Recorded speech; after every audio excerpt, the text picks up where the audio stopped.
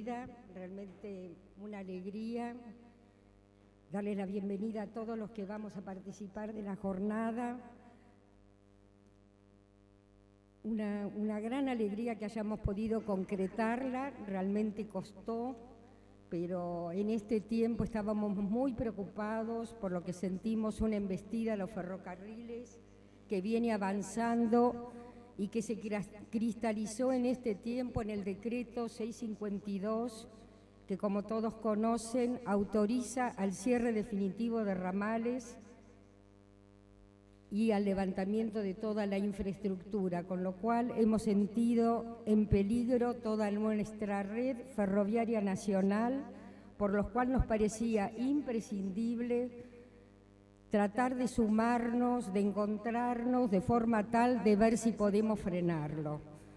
Para ello creo que como comunidad tenemos que tratar de organizarnos, abroquelarnos, de forma tal de impedir que esta situación de despojo del patrimonio nacional pueda ser llevado a cabo y con ella la pérdida de la esperanza de los pueblos y de las economías regionales de tener alguna vez la vuelta del tren como tanto están esperando.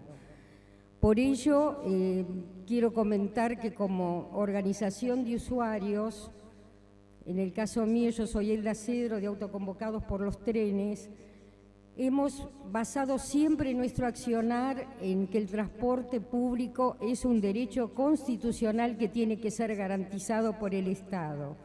Por eso esta motivación para tratar de evitar el despojo que implicaría la pérdida precisamente de este derecho. Y para ello lo que queremos hacer es decir no. Yo creo que hay buenos signos en nuestra comunidad en este tiempo. Lo pudimos ver cuando se dijo no al 2x1 para los genocidas, no a la desaparición forzada de personas, porque ya habíamos dicho nunca más y nunca más es nunca más. ¿Y qué ha pasado con nuestros ferrocarriles? Yo pensaba en la época de Menem, cuando se da el levantamiento de gran parte de la red ferroviaria y cierre de ramales, la pérdida de muchos de los talleres, solo los trabajadores ferroviarios fundamentalmente fueron los que trataron de evitarlo. En contraste, nosotros como comunidad tardamos en reaccionar. Pasó lo mismo cuando se fue deteriorando toda la red ferroviaria en estos últimos años y terminamos con la masacre de 11 por defraudación del Estado. Hoy tenemos que decir que no. Estos signos nos muestran que estamos en condiciones de poderlo hacer. Yo tengo la convicción, el deseo de que tenemos que aspirar a recuperar un transporte público seguro y digno. Bueno, con este deseo es que comenzamos estas jornadas y como solemos decir en nuestra organización, estamos en marcha. Súbanse a este tren. Eso.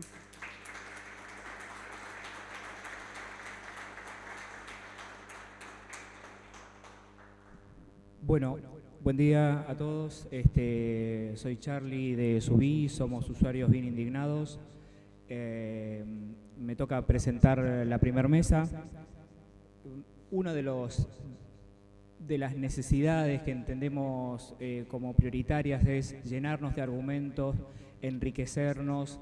Los usuarios muchas veces desconocemos una parte de la dinámica del ferrocarril, nos fuimos enterando en la medida en que nos fuimos uniendo para enfrentar las políticas nefastas que en nuestro caso se transformaban en viajar como ganado y concretamente los 52 muertos de 11, los de Flores y Castelar y todos esos accidentes a los cuales nos llevó la política ferroviaria de los últimos 20 años. Entonces, convocamos en la primera mesa a especialistas, a compañeros que nos van a dar un panorama más general de distintos aspectos de la realidad de la política ferroviaria. le hemos dado un contexto que se los leo, después de este programa se los vamos a dar de todos modos, que es el modelo extractivista, megaminería, agronegocios y el transporte, las coaliciones sociales que lo sustentan y las variantes para un proyecto alternativo, los convenios con China, la importación de las formaciones chinas, ley de ferrocarriles argentinos, el estado de las concesiones, trenes interurbanos y la carga, el soterramiento y la relación entre Odebrecht y el grupo Macri y, por último, la novedad reciente porque nosotros venimos intentando armar este encuentro desde antes del decreto, el que habilita al ministro a liquidar ramales, pero bueno, entró por la ventana el tema ese, pero tiene vigencia. Entonces, en la primer mesa vamos a tener a Ariel Slipak, investigador de UBA y CONICET, Edgardo Reynoso, de la Unión Ferroviaria, de la seccional Morón, Arnoldo Gómez, dirigente político e investigador, Nahuel Morandini Bell, del Observatorio del Derecho a la Ciudad, y a Carlos Rolt, de Tren para Todos de Rosario. Ahora invitamos a que pase Ariel Slipak para...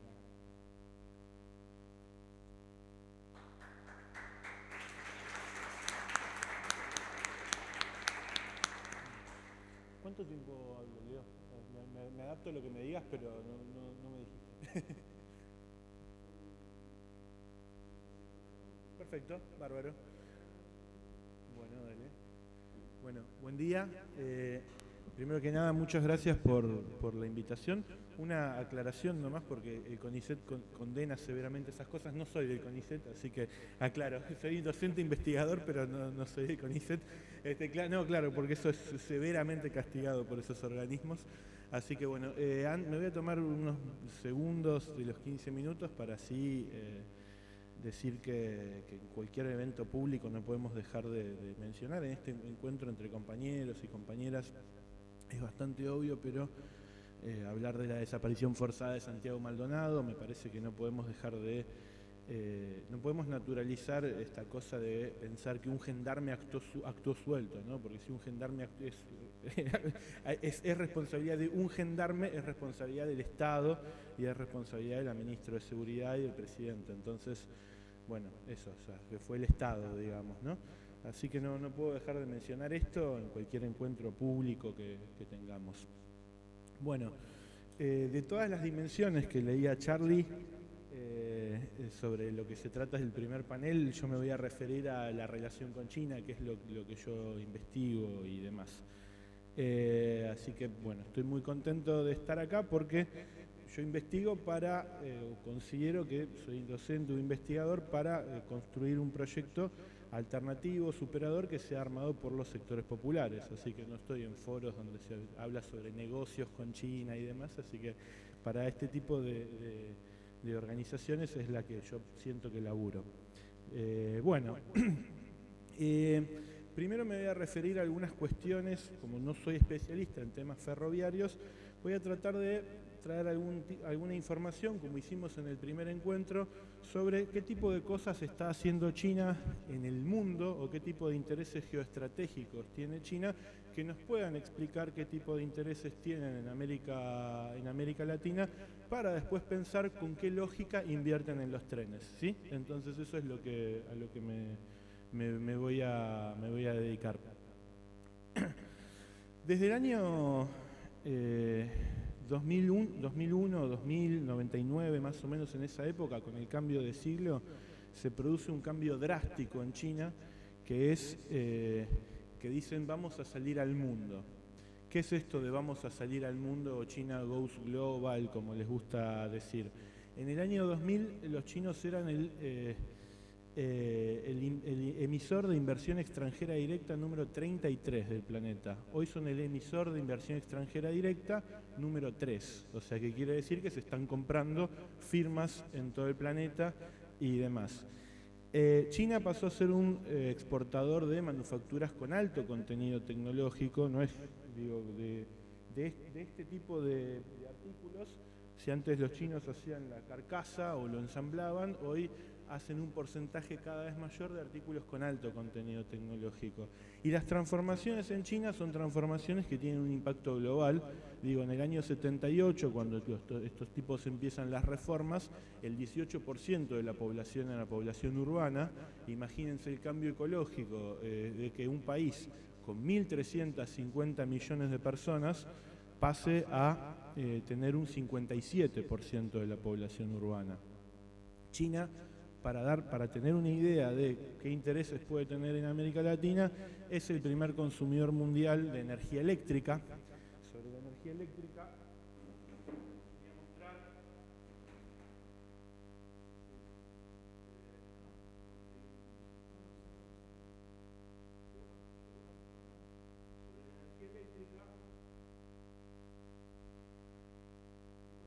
lo que les quería mostrar era lo siguiente.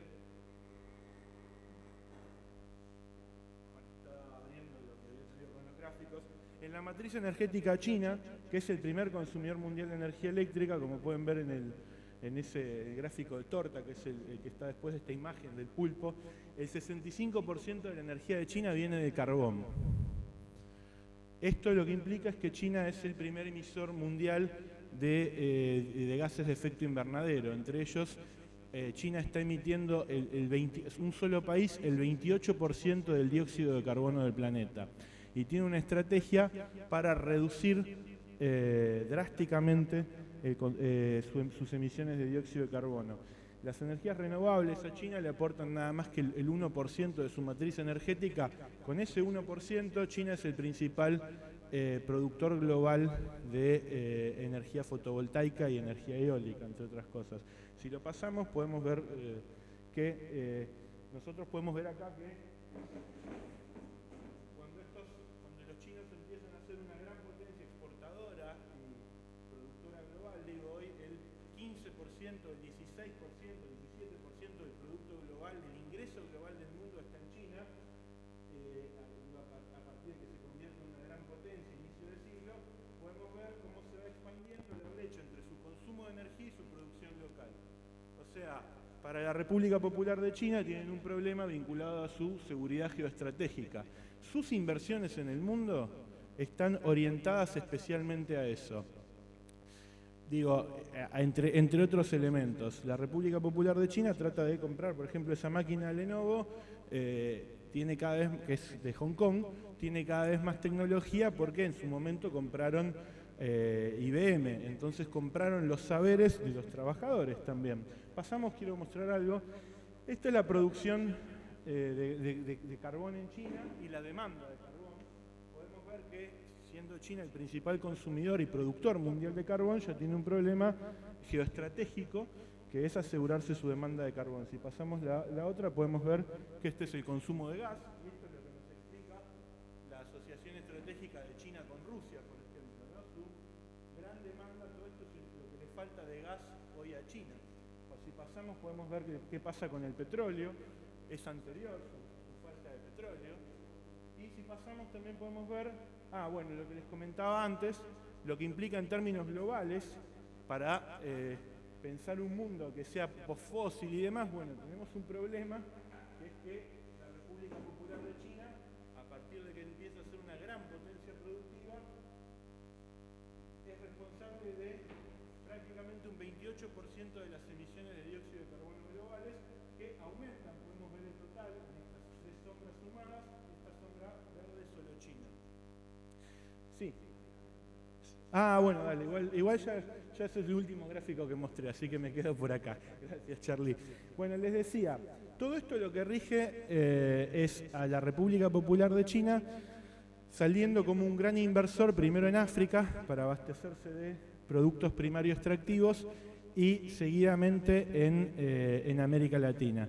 A partir del 2010 China empieza a ser un gran inversor en América Latina en la actividad hidrocarburífera, etcétera.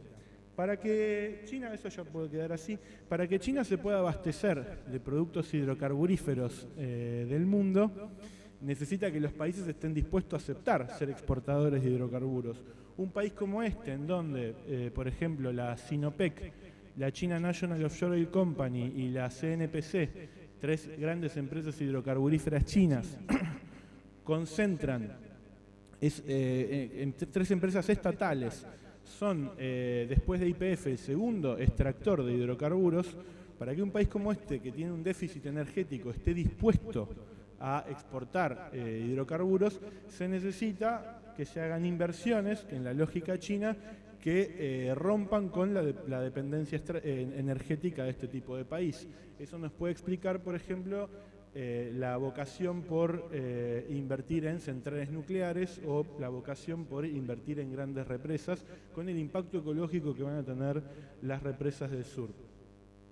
La cuestión es la siguiente, porque, no sé, como que miré que se me fue el tiempo más rápido de lo que pensaba. En el encuentro anterior discutimos sobre esta idea de China de abastecerse de América Latina de productos primarios extractivos y potenciarse como proveedor de manufacturas. Hoy, por ejemplo, pudimos ver que a lo largo de los 90 y inicios del siglo XXI, China desplazaba como proveedores de manufacturas a Estados Unidos, a los países de la Unión Europea, pero también vimos un fenómeno en el encuentro pasado, que era que, por ejemplo, China desplazaba a Brasil como proveedor de la Argentina y a Argentina como proveedor de Brasil de manufacturas industriales, como por ejemplo autopartes. Yo siempre doy un ejemplo, que es que en el año 2009, de las compras que hacía Brasil de autopartes argentinas, a la Argentina le compraba el 15,9% del total de autopartes que compraba. Hacia 2015 esa cifra es 7,8%. Y esa pérdida de Argentina en el mercado autopartista brasilero se explica por la República Popular de China. El tipo de vínculo que tiene, y lo mismo le pasa a Brasil. Digo, tenemos que tratar de pensar esto en un contexto en el cual durante 2012, 2013, 2014, ¿qué veíamos? Los cortes en la Panamericana, de qué tipo de firmas eran. Autopartistas. Digo, en relación al material ferroviario sucede lo mismo. Mientras en el propio gobierno anterior había todo un grupo que pensaba en cómo producir trenes locales, había incluso economistas que trabajaban en fabricaciones militares, un ministro, ante la tragedia de Once y ante su necesidad política de corto plazo de resolver un problema, importó trenes de vuelta, mal importados. Si hoy vamos al Sarmiento podemos ver que las estaciones están todas mal hechas y hay que hacer todas las estaciones de vuelta porque los trenes estaban mal comprados. A lo que voy con todo esto es a lo siguiente. Para tratar de pensar en los ferrocarriles y demás. China en este momento, todas las actividades laborales que siempre asociamos a este país con, no sé, el trabajo esclavo y demás, para China en este momento, para limpiar su imagen ante la OIT, tiene una política de externalización o traslado de procesos, de actividades laborales que laceren los derechos humanos. O sea, obviamente, ¿dónde los lleva? A Bangladesh, a Myanmar, a Laos. Bueno, China también tiene un compromiso ante el mundo de reducir sus emisiones de dióxido de carbono. China, por ejemplo, produce el 49,6% del acero del planeta. Digo, para darnos una imagen. China es el primer consumidor mundial imagínense, más de 200 ciudades que superan el 1.000.000 de personas, una infraestructura que es bestial, ser el primer consumidor mundial no solo de hierro, de cobre, de estaño, de zinc, sino también de madera, de banana, de soja, de carne porcina, de pescado. Bueno, en esta idea de ver a América Latina como un área de abastecimiento de recursos naturales y de agua, los ferrocarriles juegan, o la infraestructura juega un rol especial. La República Popular de China está tratando en este momento, de expandir sus inversiones en infraestructura orientada a la creación de corredores bioceánicos. Por ejemplo, esto figura como una inversión privada, pero se sabe que no lo es. Están tratando de construir un corredor bioceánico un corredor bioceánico como el Canal de Panamá, pero por Nicaragua. Eso está frenado, pero la lógica de ese tipo de proyectos es abaratar el costo de traslado y reducir la energía necesaria para trasladar el mineral de hierro brasilero el mineral de hierro que le compra Brasil, la soja que le compra Brasil, el petróleo que le compra Venezuela, a Colombia, a Brasil, a la Argentina, el cobre chileno, el café de Colombia, de Brasil y así sucesivamente. En este momento la República Popular de China está tratando de llevar adelante inversiones en corredores bioceánicos por ferrocarril que unan el Atlántico brasilero con el Pacífico peruano y el Pacífico chileno. Uno sería Brasil-Perú y otro sería Brasil-Bolivia-Chile. También está tratando de promover, ya ha tenido reuniones con gobernadores, corredores bioceánicos por ferrocarril que pasen, que unan por ejemplo Chubut con Aysén, Chile. Reactivar el trasandino a la altura de Mendoza, incluso también otro trasandino a la altura de Neuquén, o incluso también Morales ya pidió un trasandino a la altura de Jujuy. A primera vista uno dice, bueno, este tipo de corredores bioceánicos, también un ferrocarril transpatagónico que una varias provincias de la Patagonia. Para el diseño ferroviario, algunas personas podrían decir, bueno, me alegro que por lo menos se rompa con esta idea de estructura macrocéfala, ¿no? Que esté todo concentrado hacia la ciudad de Buenos Aires, etc. Tenemos que tener cuidado con lo siguiente, tenemos que tratar de pensar el transporte, para quién es, para qué es, para trasladar qué, si personas, si carga, qué tipo de carga. En la visita de Macri a China, lo que negociaron con Xi Jinping fue un nuevo paquete de financiamiento para la expansión y la remodelación del Belgrano Cargas, que como deben saber pasa por el 70% del territorio nacional en donde se siembra y se cosecha soja en la Argentina, y el financiamiento de la remodelación del San Martín para mejorar los tramos que unen a Mendoza con los puertos de Rosario y de Buenos Aires para pasar para obtener un traslado de 2,3 millones de toneladas anuales a más o menos 13 millones de toneladas. Se está pensando de esa manera, se los presenta como proyectos que defienden las economías regionales y demás. El financiamiento chino en infraestructura en general lo que implica son condicionamientos de provisión, desde luego, llevar adelante las obras de infraestructura por parte de empresas chinas, que se conserve el secreto de los paquetes tecnológicos que se emplean y que para las actividades estratégicas, de vuelta, los insumos sean provistos siempre por China. Lo que nos tenemos que preguntar es lo siguiente.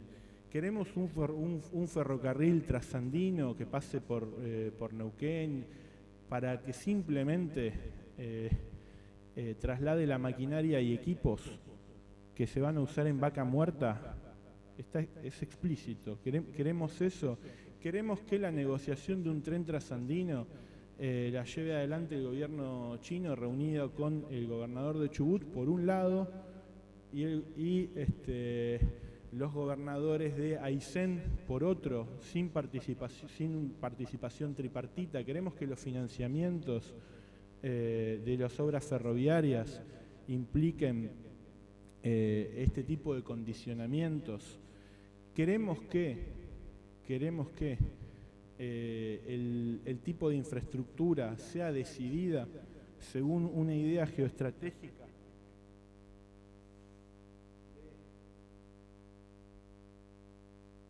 para que simplemente implique cerrar esa brecha, o queremos tomar nosotros mismos y nosotras mismas las decisiones. Ojo que yo bajo ningún punto de vista estoy proponiendo que una burguesía nacional y demás decida esto. No, es lo que rige el encuentro. Pensar desde los sectores populares qué tipo de infraestructura queremos. Yo la reflexión que quería hacer era aportar, era la siguiente simplemente. Pensar el control popular de los ferrocarriles es también pensar el control popular de la matriz productiva y es pensar el control popular del abastecimiento energético. Digo, ¿con qué tipo de energía queremos alimentar esos ferrocarriles? ¿Con qué tipo de matriz energética?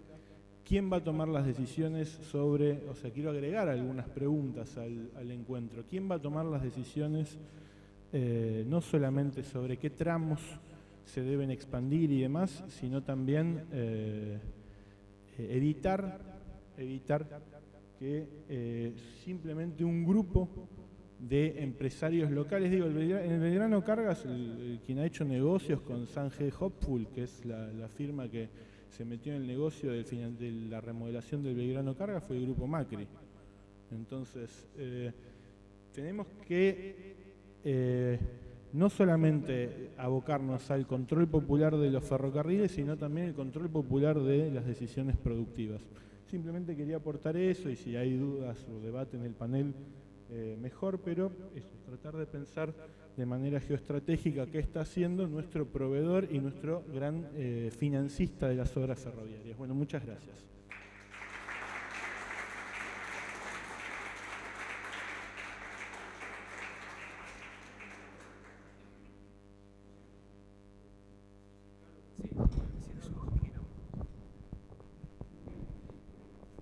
Bueno, ahora le cedemos el micrófono a Edgardo Reynoso. Bueno, muchas gracias, buenos días, gracias por invitarnos. Y realmente importante encarar esta discusión. Y la verdad, gratamente sorprendido por la intervención de Slipak, que lo conozco recién lo escucho, y la verdad que tiene una mirada muy integral acerca de la situación del sistema ferroviario, y es a lo que nosotros justamente apuntamos. Yo quiero desarrollar o tomar un poco como disparador el tema del famoso decreto que el gobierno de Macri ha desarrollado hace cosa de un mes y medio. Este decreto en realidad no es solo una idea, una peregrina idea del gobierno, no solo es una cuestión casi casual del gobierno, sino que hay que verlo en la dinámica, en la constante de la política que ha habido, gobierno tras gobierno, con relación al sistema ferroviario. Creo importante tomar en cuenta que dentro de la fundamentación del decreto de Macri, tiene y reúne como antecedentes de este decreto legislación que viene desde la época de la Libertadora, del gobierno de la dictadura de Onganía, y la ley reciente que llegó al Congreso de la mano del ministro Randazzo y que fue votada por ambas bancadas, tanto del PRO como del kirchnerismo, de la ley de reestatización ferroviaria. Quiero decirles que en ese debate hubo dos proyectos. Uno, el proyecto llevado adelante por el gobierno de aquel entonces, que fue el gobierno del kirchnerismo, que fue apoyado por la bancada del PRO, y hubo un proyecto llevado adelante por los trabajadores ferroviarios. Planteamos nosotros el proyecto de ley, tuvimos el orgullo de llevarlo adelante desde la seccional Aedo del Sarmiento junto con compañeros del Roca, y fue presentado por la bancada del Frente de Izquierda en el Congreso. Fueron dos proyectos entonces. el proyecto de reestatización del gobierno y el proyecto presentado por el conjunto de los trabajadores. Por supuesto que prevaleció el del gobierno y es muy importante señalar, a mí me tocó participar en los debates dentro de las comisiones y para mí fue muy esclarecedor la fundamentación que hizo Sturzenegger, que en aquel momento era diputado, diciendo que realmente ese proyecto merecía que el PRO lo apoyara y que lo iban a apoyar, porque en realidad, más que el proyecto de reestatización, era un proyecto que posibilitaba la iniciativa privada, y tenía absolutamente la razón. Citan justamente esta ley en este proyecto, en este decreto, justamente porque dentro de esta ley figura la posibilidad de la venta de terrenos que ellos no consideran que no son operativos para financiar obras de desarrollo ferroviario, como por ejemplo el soterramiento.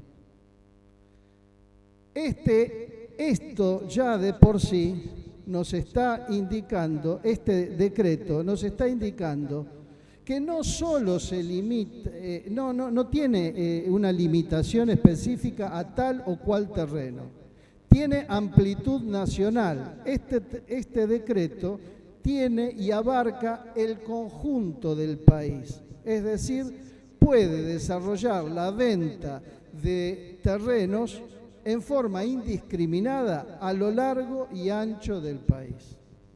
Tenemos que tener en cuenta que todos los terrenos ferroviarios, por supuesto, están estratégicamente ubicados a lo largo y ancho del país. Esos terrenos son, por supuesto, parte del patrimonio nacional. No solo patrimonio ferroviario, es parte del patrimonio nacional. Quiero decirles que todo ese valor dentro del territorio, ese valor de patrimonio, ese valor patrimonial no está registrado. No hay registros en el Estado y si lo hay son endebles, es decir, hay un registro que está flojo de papeles con relación a la cantidad de patrimonio que hay dentro del sistema ferroviario. Esto ha posibilitado que en forma permanente, porque ha habido una política permanente, por eso no es casual que el gobierno cite la legislación como antecedente y fundamento de este decreto, porque ha habido una permanente destrucción del sistema ferroviario desde 1955 hasta la fecha. Esto no es casual, porque la destrucción del sistema ferroviario no es algo que se le ocurrió a tal o cual mal funcionario. La destrucción del sistema ferroviario significa la adecuación de la Argentina a un régimen absoluto de dependencia.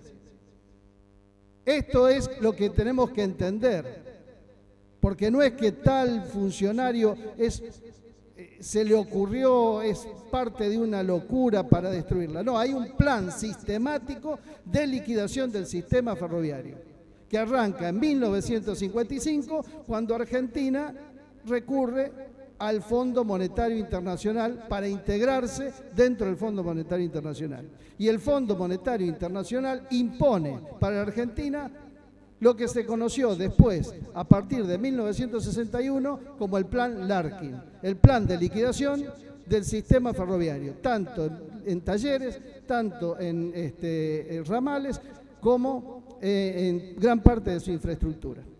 Y el cambio, por supuesto, de coches, de vagones y de locomotores. Entonces, esa política no terminó en el 61, no terminó con la heroica huelga de 40 días que libraron nuestros viejos para frenar, y en parte lo lograron, frenar parte de ese plan económico, sino que tuvo una línea continuadora, gobierno tras gobierno. Por eso se cita al gobierno, a la legislación de Onganía. Por eso, obviamente, son antecedentes los decretos de liquidación del sistema ferroviario de Menem, y por eso es parte de esto la última ley de reestructuración o de nacionalización ferroviaria.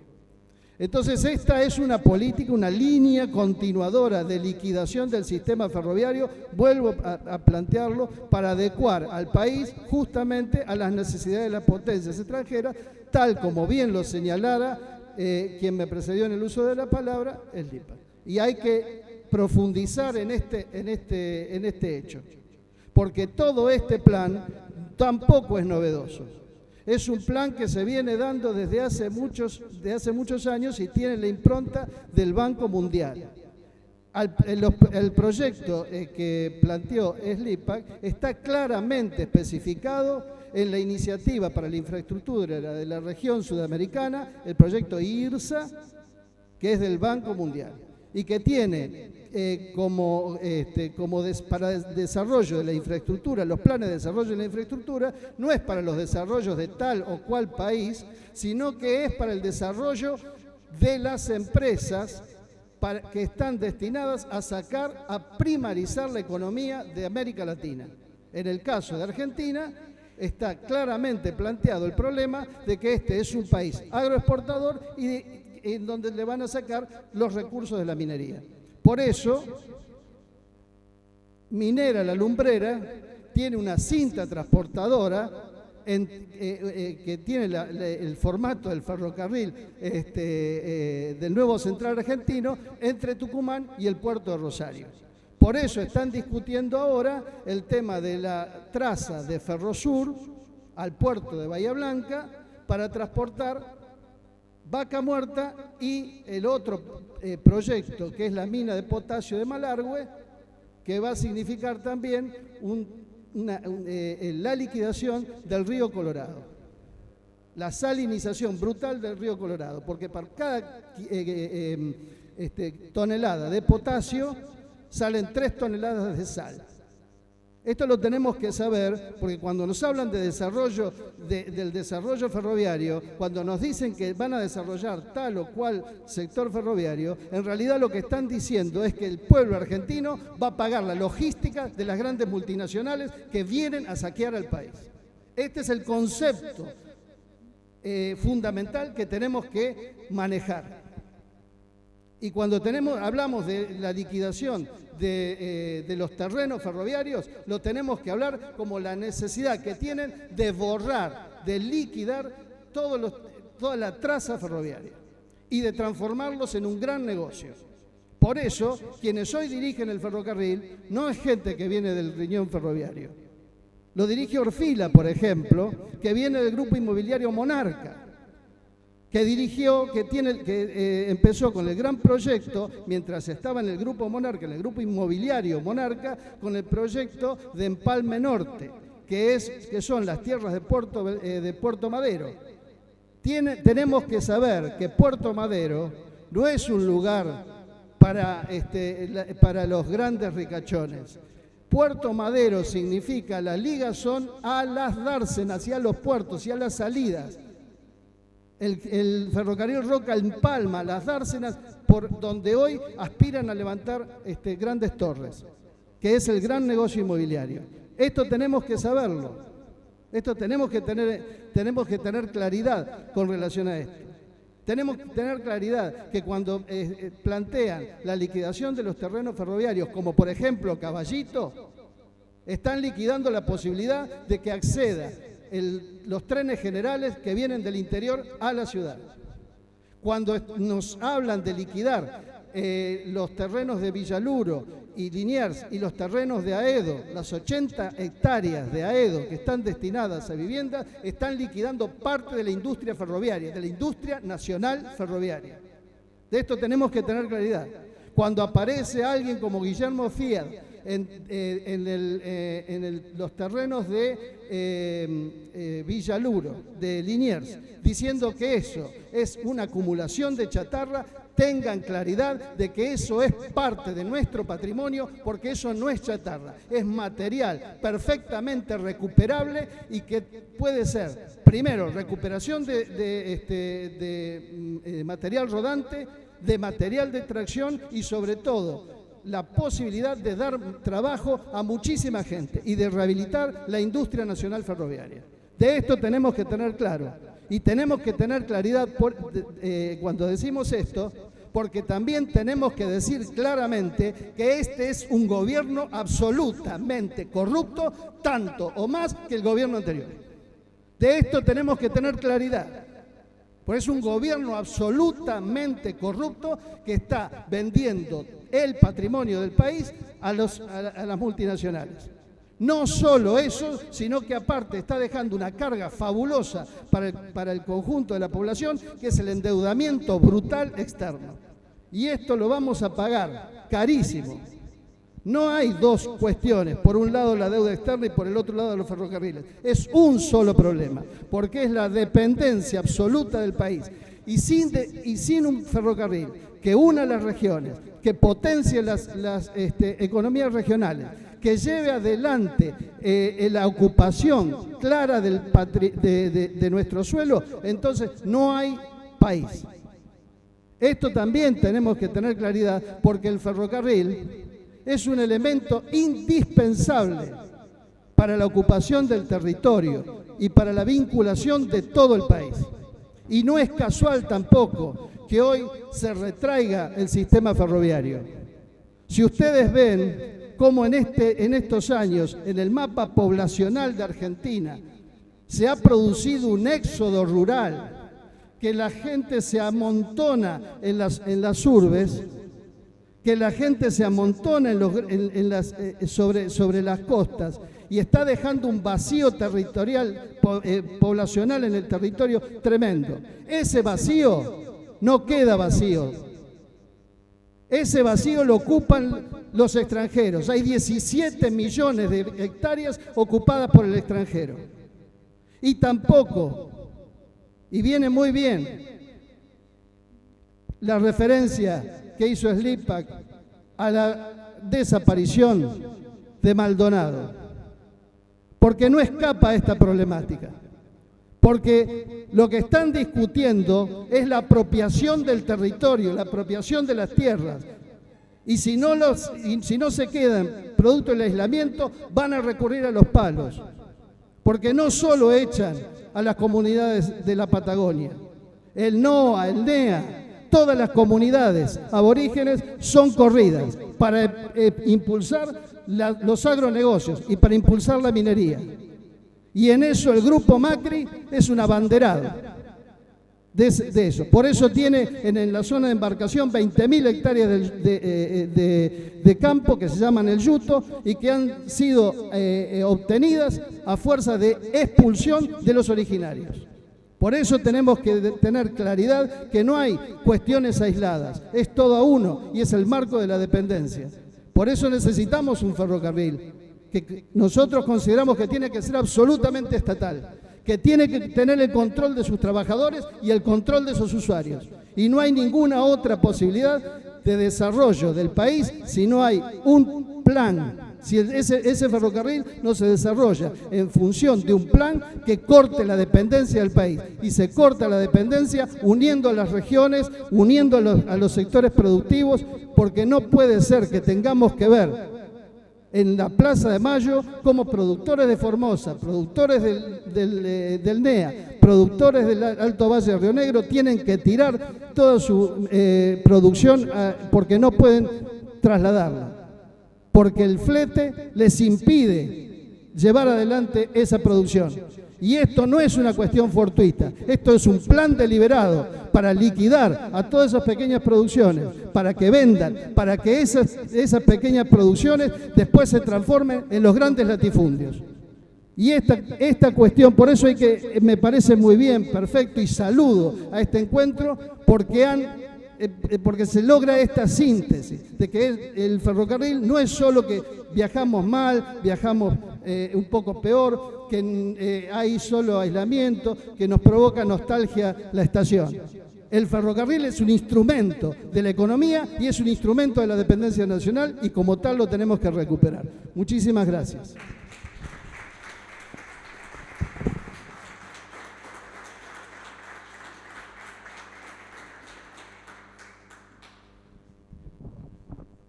Bueno, es el turno de Arnoldo Gómez. Le cedo el micrófono. Quedó calentito el micrófono. Bueno, como dijo Slipak, Santiago Maldonado tendría que poder estar acá si él quisiera. Hoy es un día, 16 de septiembre, hace 62 años, llegaba la Libertadora. Y ahí empezó este plan de destrucción. Porque así como hubo un plan ferroviario de Perón, hubo peronistas como Menem, que entregaron el ferrocarril, o como Randazzo, que se la vendieron a los chinos. Entonces siempre es importante distinguir. Yo voy a tratar de aportar un elemento, que es ¿qué es el soterramiento? ¿Y qué interés profundo está atrás de este emprendimiento? Creo que nos vamos a topar acá con uno de los temas claves de este gobierno. Y antes de eso, antes de entrar en el detalle del tema, que por ahí es medio árido, sobre los conceptos anteriores que dio Slipak y que dio Reynoso, digamos que surge con nitidez que el problema de la dependencia es el problema de la tierra. Y el problema de la tierra es el problema de quien modeló el país, que son esos terratenientes de del núcleo principal de la Pampa Húmeda. Cuando Randazzo firma el acuerdo con los chinos, Franco Macri planteó: ganaron los aceiteros. ¿Por qué? Porque se vuelve a dar el plan histórico de los ferrocarriles que concentra todo hacia el Atlántico y concentra todo hacia la vía Paraná-Atlántico. Y ese plan sigue por quienes hegemonizan la tierra en la Argentina. Chinos, yanquis, ingleses han dominado a este país sobre la base de la alianza con esos terratenientes.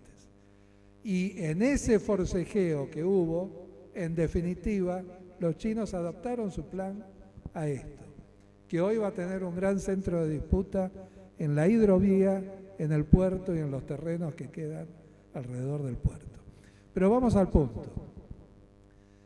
Este soterramiento, todos recordamos el primer acto internacional que hizo Menem cuando llegó a la presidencia.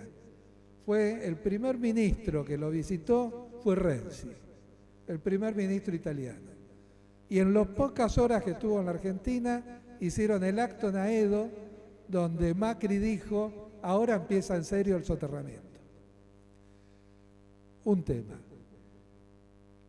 Si queremos ver qué es este proyecto, vayamos a la historia. ¿Qué es Gela? ¿Qué es esa tunelera? Esa tunelera ya hizo el aliviador del Juan B. Justo, que fue la gran obra pública de la intendencia de Macri. Macri, el día del festejo de la última elección, al tema al que se refirió fue al éxito que tuvo el aliviador del Maldonado. Lo considera y lo sigue considerando su gran éxito político como intendente y como ingeniero.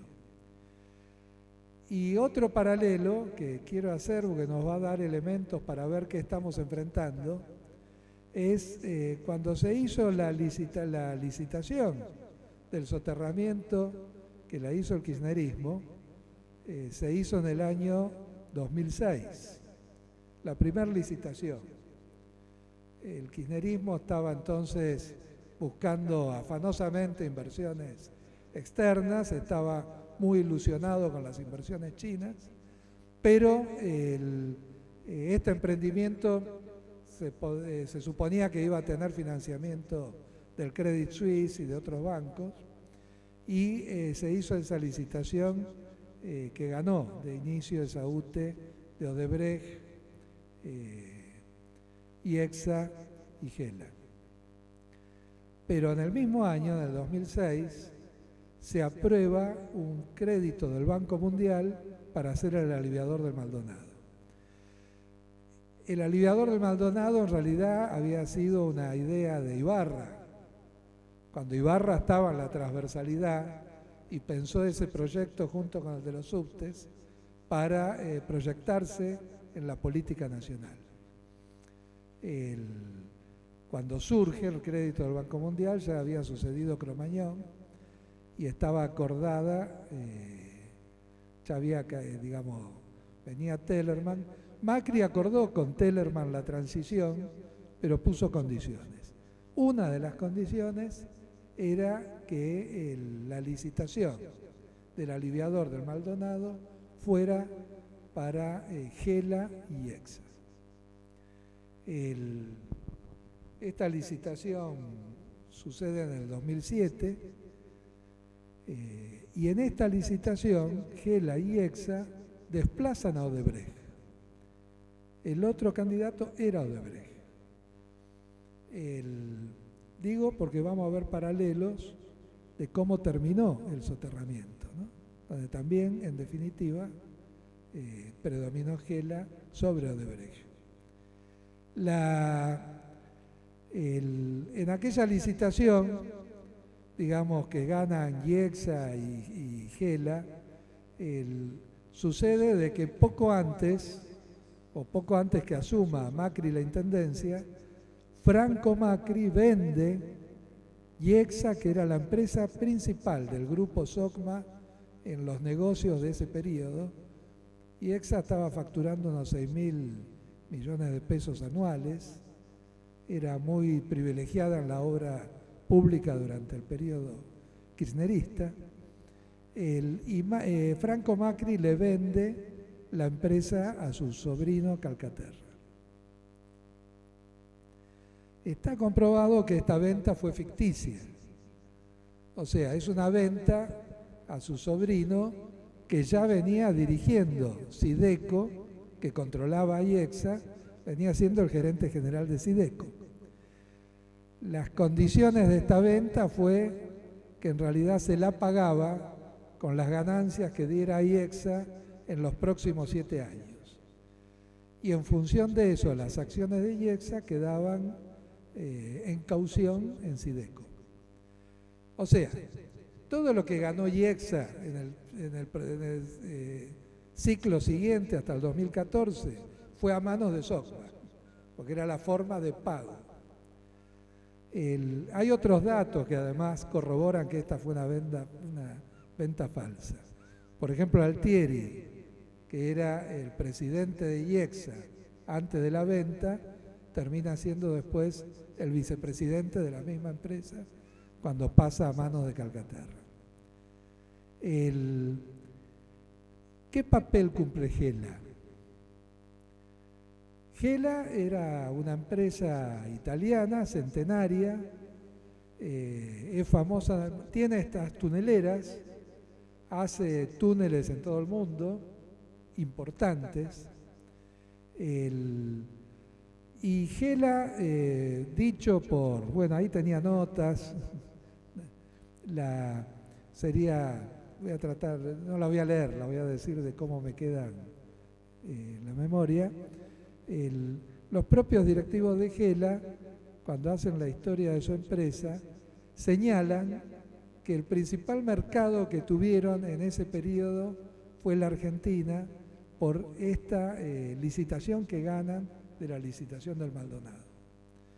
Pocos años después, en el 2013, GELA tenía oficina en 13 países de Latinoamérica y estaba disputando obras como los trenes de Venezuela. GELA, así como yo hablé de esta relación entre IEXA, Exoma y cómo se intercambian los directivos, pasa algo parecido entre GELA y Impresit. Impresit, Impregilo fueron las empresas constructoras del grupo Fiat en el mundo, con distintas disputas en su dirección que no vienen al caso. Por lo tanto, queda instalada esta asociación entre Gela y IEXA, que después directamente se funden en una empresa que se llamó ODS. Cuando va avanzando, digamos, el soterramiento del Sarmiento queda congelado, porque viene la crisis mundial del 2007, y quedan congeladas las posibilidades de los créditos. Odebrecht presiona a posteriori, estos temas hoy en día se están ventilando con el lavajato, y hace coimas muy fuertes para que se sostenga el proyecto del soterramiento. Coimea a través de un hombre de IEXA, que es Sánchez Caballero. Coimea debido para que se mantenga en pie la licitación y la obra. Y coimea también en Brasil para que el BANADES brasileño, el Banco de Desarrollo de Brasil, sea el que dé el financiamiento a este emprendimiento del soterramiento, cosa que logra un tiempo después. Cuando se logra esto, es Cristina Fernández de Kirchner la que viene al acto en Aedo cuando se entierra la tunelera, porque entonces podía reiniciarse la obra con el financiamiento brasileño.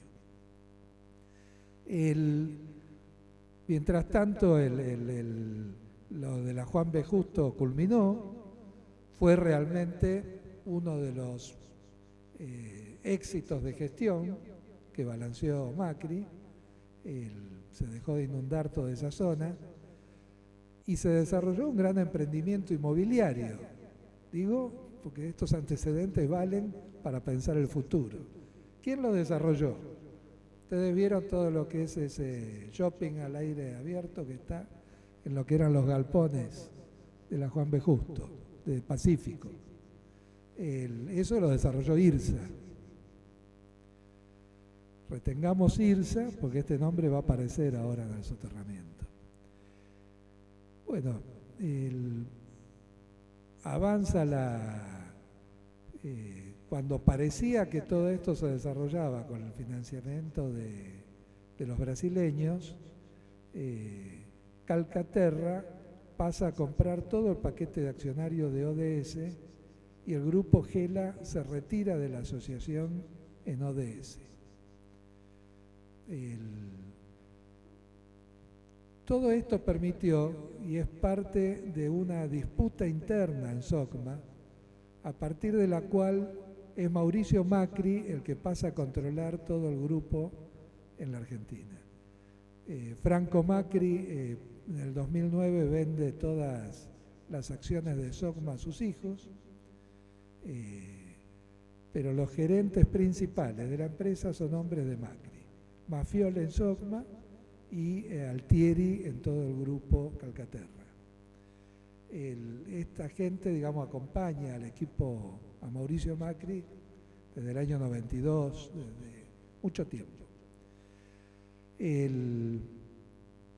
SOCMA tiene un reglamento interno hecho por Franco Macri en el año 96, por el cual sus acciones solo pueden pertenecer a la familia. Y este es el holding que domina con distintas proporciones y porcentajes al conglomerado de las empresas del grupo SOCMA, entre ellas Yuto y todo su tema de tierra. Franco se la cede a sus hijos. Mauricio, cuando asume la presidencia, para no quedar vinculado, hace lo mismo y cede sus acciones a sus hijos. Pero el grupo SOCMA es un grupo familiar de acciones que tienen este estatuto interno. Bueno, dado todos estos elementos, veamos cómo se desencadena el negocio en el Sarmiento. Viene el lavajato, se lleva puesto Dilma, se lleva puesto mucho del financiamiento del Vanades. Cuando asume Macri y hace el acto con Renzi acá en Aedo, todavía estaba la financiación del Vanades. Cae en esos días, en esos meses, cae la posibilidad de esta financiación, y en el decreto del año 2016 de Menem sobre el Plan de Obras Públicas Generales, es un decreto por el cual compromete fondos del Estado por 96.000 millones de pesos en el ejercicio 16, 17 y 18, o sea, actualmente en ejecución. Decide que 45.000 millones de pesos son para el soterramiento del Sarmiento. O sea, la mitad del presupuesto estatal de obras públicas está puesto en el soterramiento. Las dos obras públicas más importantes hoy en ejecución en el país son el soterramiento y las represas del sur. Las represas con financiamiento chino, el soterramiento con financiamiento estatal argentino. Sobre esa base abre todo esto, los decretos, la posibilidad de incorporar otras cosas. Pero hoy por hoy es así. En ese transcurso, la política del gobierno fue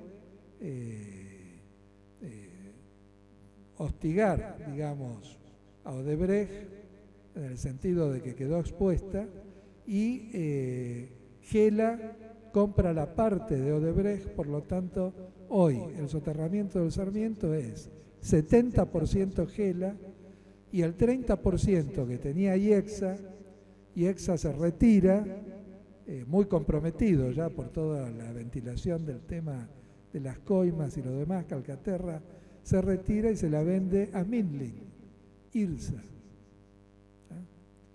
Y acá viene lo que decía Reynoso. Si hay un plan de liberación de traza que va a ser fabuloso y que implica tierras de alto valor que tocan al territorio de Tagliaferro, al territorio de Valenzuela y a toda la capital, va a ser la traza del Sarmiento. Esto es en tanto negocio. Y en tanto concepto van a esta idea de país, de cómo encuentran una nueva vuelta en este tema de la dependencia, para la cual el proyecto Macri tiene una idea de una ciudad que pueda exportar servicios inteligentes. No puede ser una ciudad con el atascamiento de Nazca y Rivadavia, digamos, y todo está en función de eso. Por lo tanto, la idea del interés federal,